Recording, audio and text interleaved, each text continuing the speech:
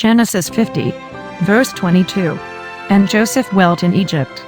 It is not without reason that Moses relates how long Joseph lived, because the length of the time shows the more clearly his unfailing constancy, for although he is raised to great honor and power among Egyptians, he still is closely united with his father's house. Hence it is easy to conjecture that he gradually took his leave of the treasures of the court, because he thought there was nothing better for him to do than to hold them in contempt, lest earthly dignity should separate him from the kingdom of God. He had before spurned all the allurements which might have occupied his mind in Egypt. He now counts it necessary to proceed further, that, laying aside his honor, he may descend to an ignoble condition, and wean his own sons from the hope of succeeding to his worldly rank. We know how anxiously others labor, both that they themselves may not be reduced in circumstances, and that they may leave their fortune entire to their posterity, but Joseph, during 60 years, employed all his efforts to bring himself and his children into a state of submission, lest his earthly greatness should alienate them from the little flock of the Lord. In short, he imitated the serpents, who cast off their exuvia, that, being stripped of their old age, they may gather new strength. He sees the children of his own grandchildren. Why does not his solicitude to provide for them increase, as his children increase? Yet he has so little regard for worldly rank or opulence, that he would rather see them devoted to a pastoral life, and be despised by the Egyptians, if only they might be reckoned in the family of Israel. Besides, in a numerous offspring during his own life, the Lord afforded him some taste of his benediction, from which he might conceive the hope of future deliverance, for, among so many temptations, it was necessary for him to be encouraged and sustained, lest he should sink under them. Verse 24. And Joseph said unto his brethren, it is uncertain whether Joseph died the first or the last of the brethren, or whether a part of them survived him. Here indeed Moses includes, under the name of brethren, not only those who were really so, but other relations. I think, however, that certain of the chiefs of each family were called at his command, from whom the whole of the people might receive information, and although it is probable that the other patriarchs also gave the same command respecting themselves, since the bones of them all were, in like manner, conveyed into the land of Canaan. Yet special mention is made of Joseph alone, for two reasons. First, since the eyes of them all were fixed upon him, on account of his high authority, it was his duty to lead their way, and cautiously to beware lest the splendor of his dignity should cast a stumbling block before any of them.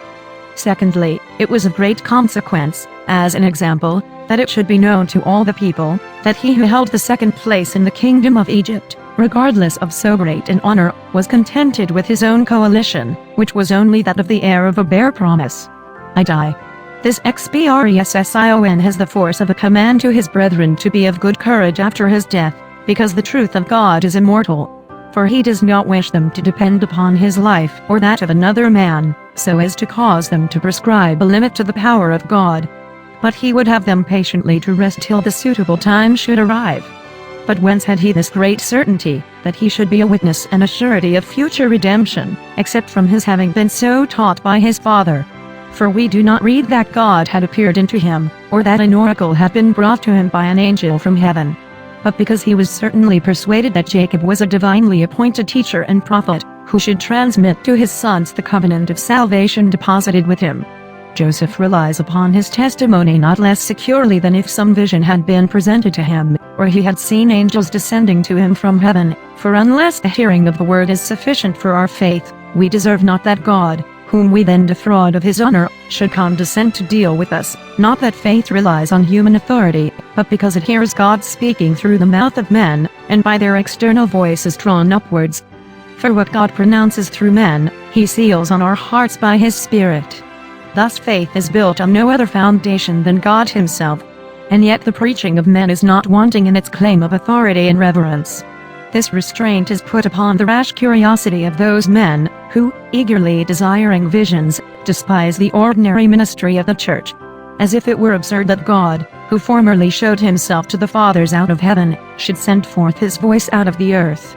But if they would reflect how gloriously he once descended to us in the person of his only begotten Son, they would not so importunately desire that heaven should daily be opened unto them.